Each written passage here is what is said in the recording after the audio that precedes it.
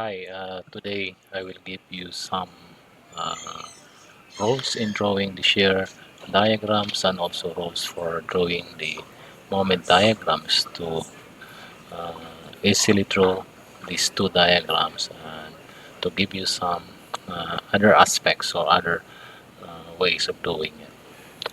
So here are the basic rules from what we have learned concepts before. This is to aid the generation of our shear diagrams. Of course, we have three rules for the shear diagrams, and I will discuss it one by one. The first rule number one, is that the point load on a structure will cause a jump in the shear diagram. The magnitude of the jump in the diagram is equal to the magnitude of the point load. So look at the diagram. From this portion, we have the shear vis-a-vis A, and then there will be a jump because of the concentrated load here, which should be downward. That is equivalent to B. If this point load is going up, the jump is positive, but in this case, since it points down, the jump is negative. So this is rule number one. Rule number two is that the change in shear between the 2 points, that is delta V, is equal to the negative area under the load diagram. Of course, considering that the uniformly distributed load W is going down, so it should be negative. Otherwise, if it is going up, it should be positive. It has been shown previously that the change in this shear between any 2 points can be found by integrating the load equation between these 2 points. So to determine the change in shear, simply take the loading W times the length A. And the third one is the slope at any point on the shear diagram is equal to the negative intensity of the distributed load W at that point. Again, it's negative because it's going down. But if your W is going up, then it should be positive. If there is no distributed load, the shear will be constant. And if the distributed load is constant, the shear will be first order line. And if the distributed load is first order line, the shear will be second order line, and so on and so forth. So in this particular one, we draw the, the shear diagram knowing that the slope at V sub A is equal to W1, negative W. Also at point B, the slope is negative W sub 2. For one of the points that it's very important to know is that the point load will cause a jump in the shear diagram, but a concentrated moment will not cause a jump in the shear diagram. So just follow this one and you will get the simple rules for the drawing of shear. Here is the procedure in drawing the shear diagram. First, you need to calculate the reaction of force and draw a complete free body diagram of the structural element, example B. Step 2, draw a set of X versus shear axes and be sure to list the units that will be used. Anywhere there is a load discontinuity. If we mean load discontinuity, this is including point loads, applied moments, structure supports, beam ends, abrupt changes in load intensity. And then you can draw a vertical dash line on the axis. Step 3, plot the value of shear at its end of the beam or segment. Remember to use the sign convention for shear. Only a point load or reaction at the end of the beam will cause the shear at the end of the beam to be non-zero. If only a distributed load is present at the end of the beam, the shear will be zero at the end. Step 4, start from the left and work to the right. Follow the rules as outlined previously to identify the value of shear at each of the load discontinuities. If you have done this correctly, you will get the same values by the time you get to the end of the beam as you already have plotted. And this serves as a check. Step 5, connect the points on the diagram using rule number 3, that is the slopes of the shear diagram. Remember that the shear curve is one order higher than the load curve because of the integration relationships between the two. And locate and dimension all points of zero shear.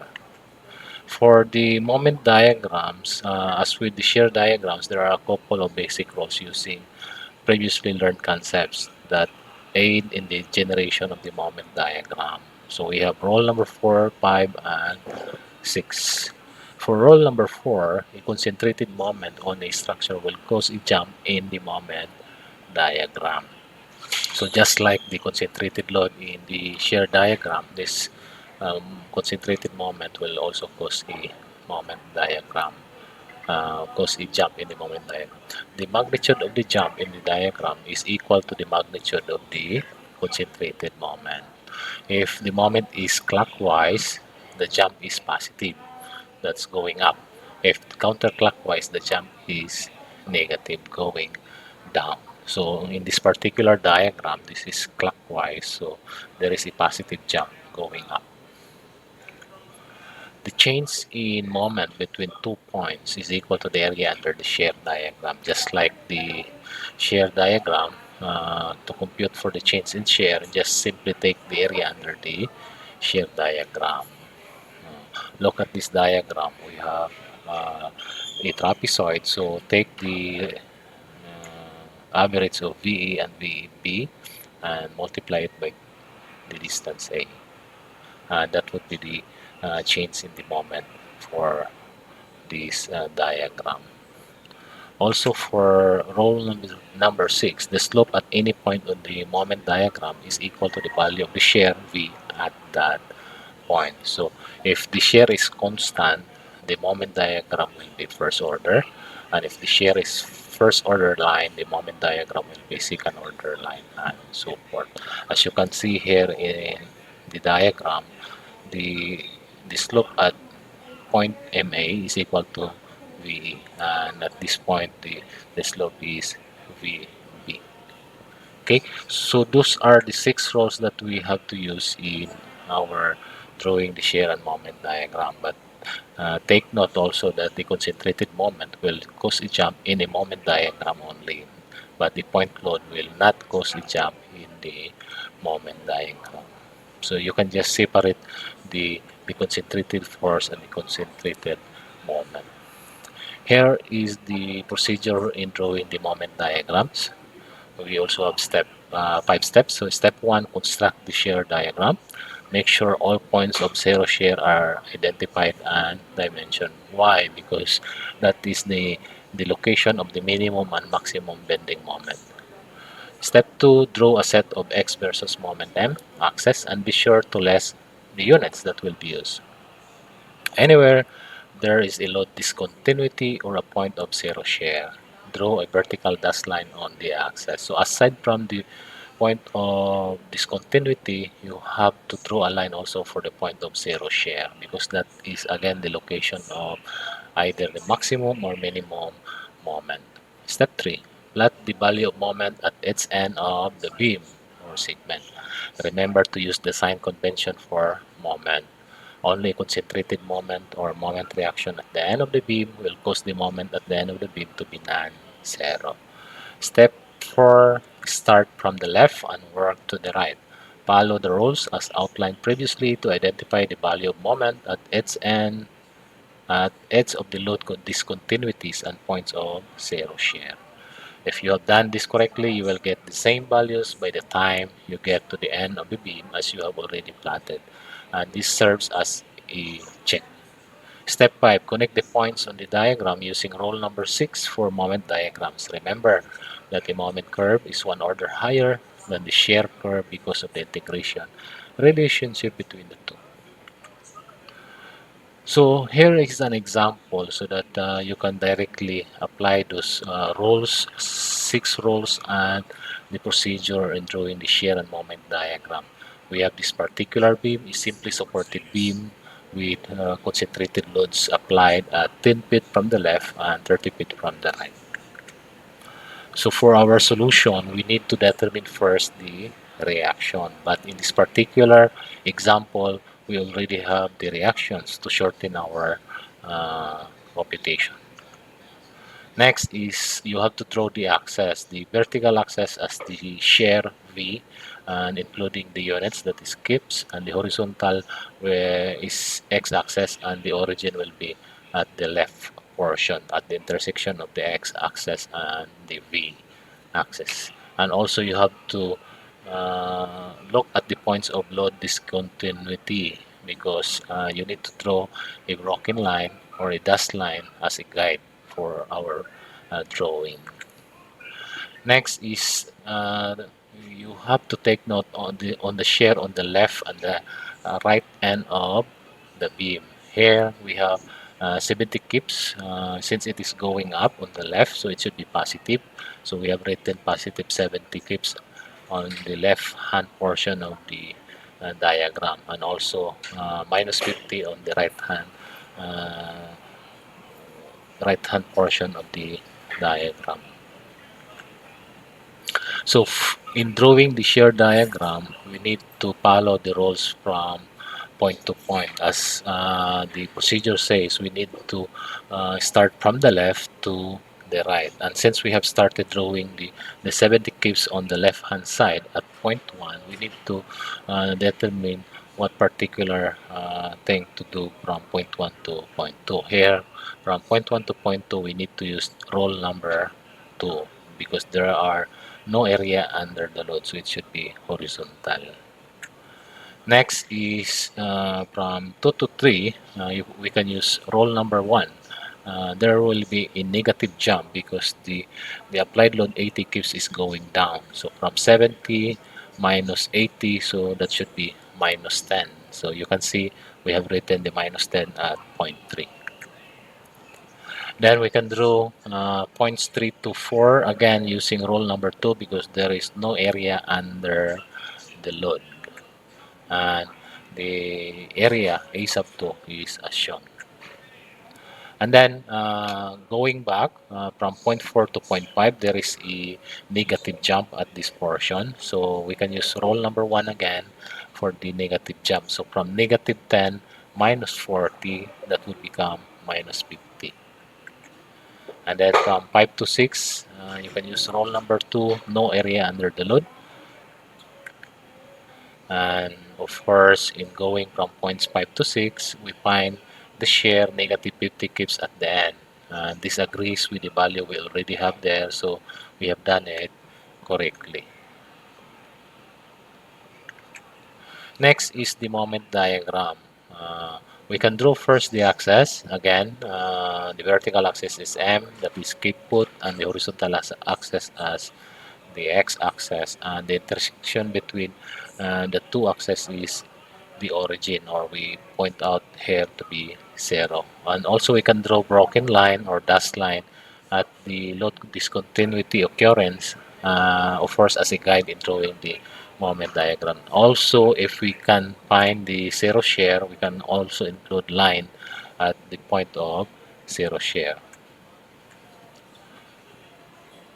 So we have the moment at the left and the right end of the beam as indicated. Or in this case, since we have no concentrated moment at points A and point B, so the moment at the left and the right end of the beam are both 0.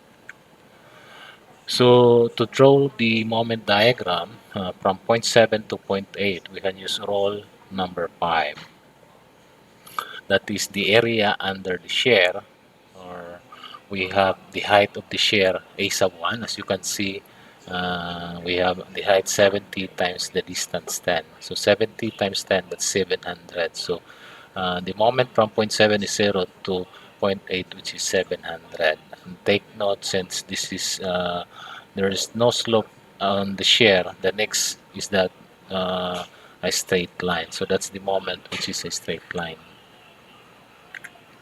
Then from point 8 to point 9, again we have to use roll number 5 using the area A sub 2. A sub 2 is minus 10, the height, times the distance 20. So minus 10 times 20, that's minus 200. Since we have 700 moment at point 8, minus 200, that will become 500. So here is the area of the moment. Then from point 9 to point 10, we can use again rule number 5. That is, we can use the area of this shear diagram.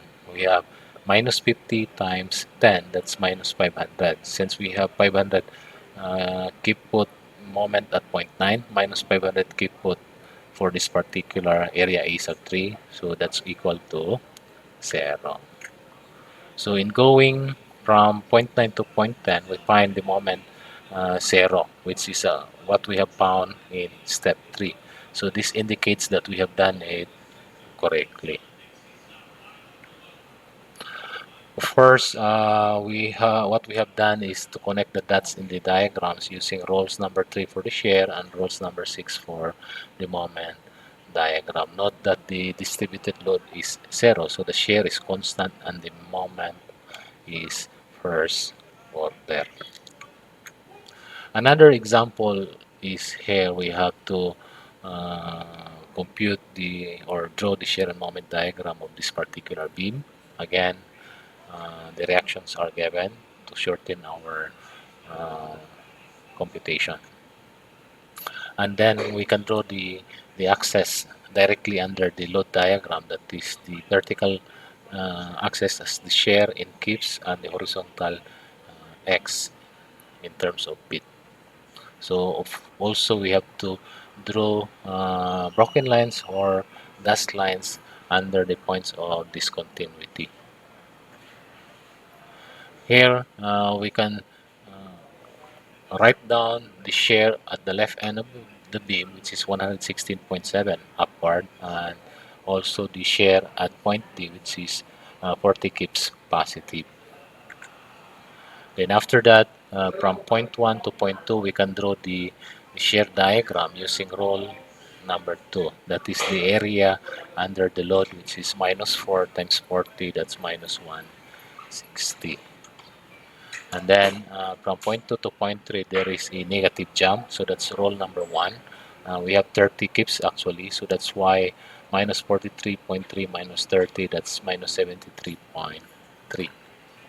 And from point 3 to point 4, we can use again roll number 2 under where the area under the load is equal to minus 4 times 20, that's minus 80. So minus 73.3 minus 80, that's minus 153.3. From point 4 to point 5, again we have a positive jump due to the reaction 193.3 kips. And then from point 5 to point 6, we can use rule number 2, no area under the load. So we can just draw a horizontal line. In going from point 5 to point 6, we find that the shear is 40 kips at the end. This agrees with the value we already have there. So we have done it correctly. For the moment diagram, again, we have to draw the axis and the necessary lines. The lines, the dashed line or the broken lines under the load discontinuity or under the shear, which is equal to 0. So here from point 7 to 8, we can draw the moment diagram using rule number 5. Note that the moment is maximum where shear is 0. Also, from 8 to 9, we can use rule number 5, the area of the, the pink triangle minus the 1702, which is the area A sub 1 of the largest triangle. From point 9 to 10, use rule number 5, that is the area of the shear, which is a trapezoidal, so 1 half of 43.3 and 153.3 times the distance 20, and you have to subtract that from 1468 to give minus 80. And then from 10 to 11, use rule number 5, that is the area of green rectangle, that's 40 times 20, that is 800. So minus 800 plus 800 is equal to 0. So in going from point 10 to 11, we find the moment to be 0, which is what we found in step 3. This indicates we have done it correctly. So of course we have to connect the dots in the diagrams using rules number 3 and number 6 for the shear and moment diagrams. But of course we have done that earlier, and I hope you still know how to do it, because when the distributed load is constant, then the shear should be first order, that is a straight line, and the moment is second order. That's what happened here. And the concavity of the second order line is found by looking at the shear diagram at relative slopes.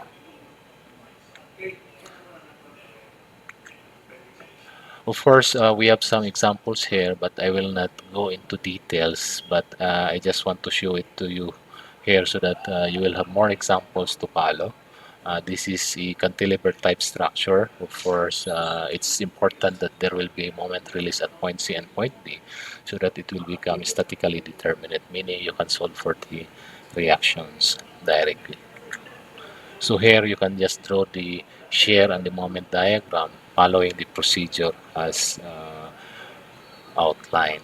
I just want to point out here, because the moment at point C, or point C and point D are the moment are released. So when you're drawing the moment diagram, the moment here should be zero. Otherwise, there will be some errors. And also take note at zero shear here, there should be maximum or minimum moment. Here is zero, but at support B, the the moment is minimum moment minus 25,650. And also at this portion, there is a zero share here, this portion. So that's 5,256.3.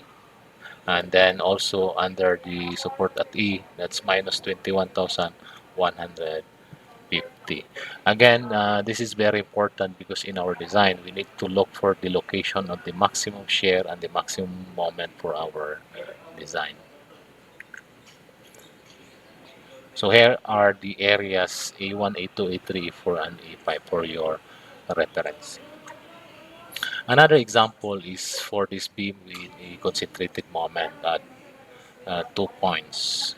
So using the concentrated moment, you can just jump up or down depending on the sign convention. So here, the shear and moment diagram of the sample beam.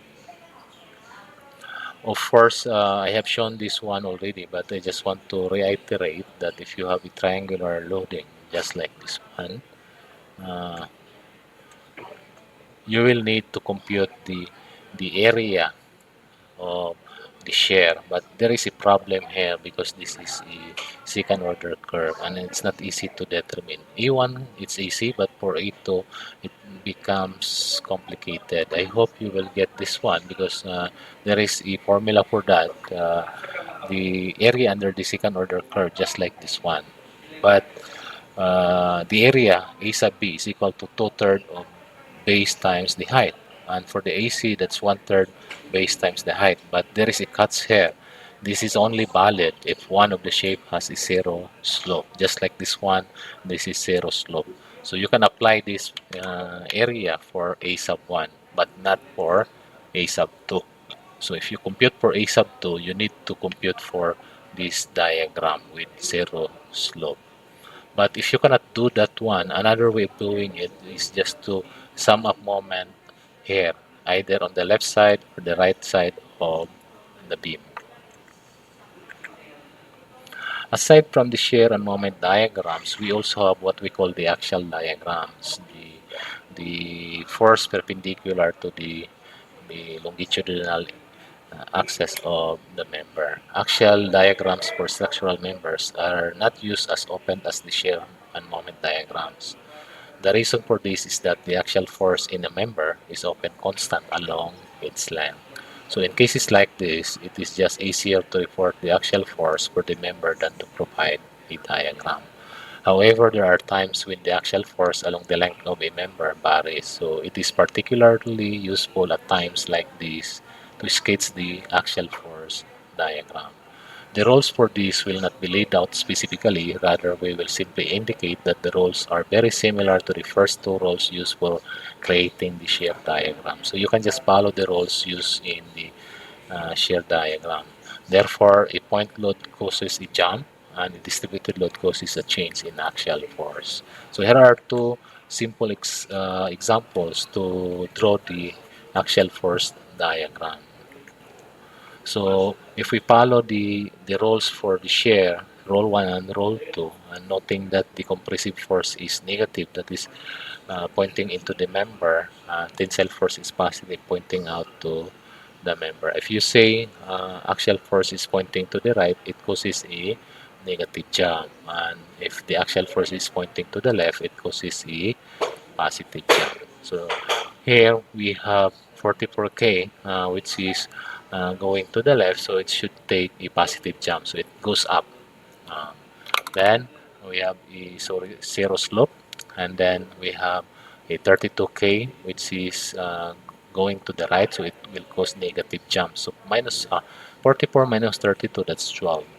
Then zero slope, and again we have minus 32, so 12 minus 32, that's minus 20. And then constant, and the 20 is going to the left, which is causing a positive jump, then equal to 0. So with this example, uniformly distributed loading, but you can just follow the rules for the shear, and the calculations are shown on the right hand side. Okay.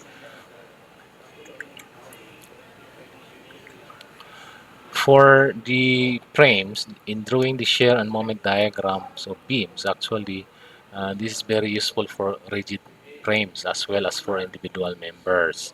The members of such frames cannot rotate or translate with respect to each other at their connection. So as a result, axial forces, shear forces, and bending moments are transferred between the members of the joints. These values must be accounted for in the preparation of such diagrams. Of course, the process is very similar to the beams.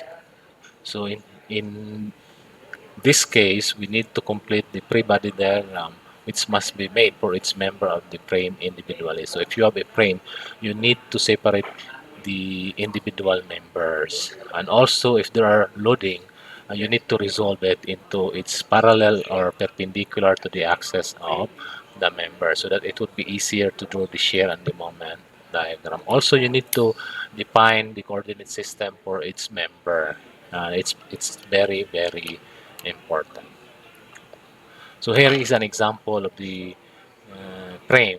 If we want to draw the shear and moment diagrams, we need to separate the two members. And since point B is a rigid joint, so the forces should be transferred from AB to B, point B, and from point B to member BC. This is how we have to do it. Okay, so normally we have to cut it at this joint, so the member or segment AB should be in equilibrium. So these forces, bending moments, and axial load should be transferred to the rigid point B using the Newton's third law of motion. And from point B, there should be an equilibrium again, and it should be transferred to segment BC in this case. After having these forces, you can now draw the shear and moment diagram of individual members using the procedure for shear and moment diagram as we have described earlier. So this is the shear and the moment diagram of each member.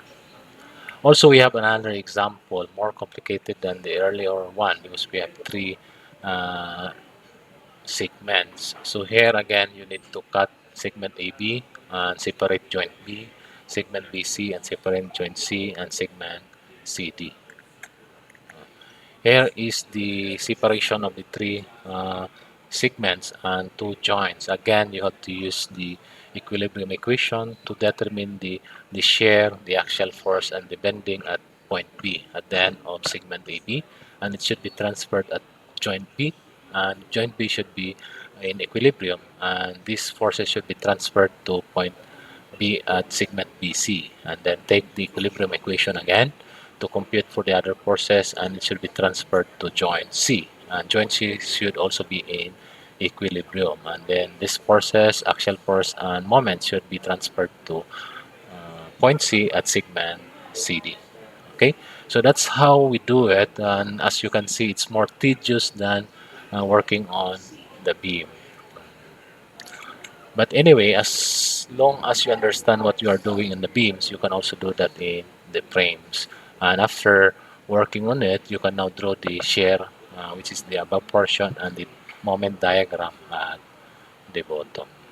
Okay, so this is, I hope the you can add this one in your practice. You need to practice solving all this manually so that it would be easier for you to learn how to draw the shear and moment diagram. That's all for this topic.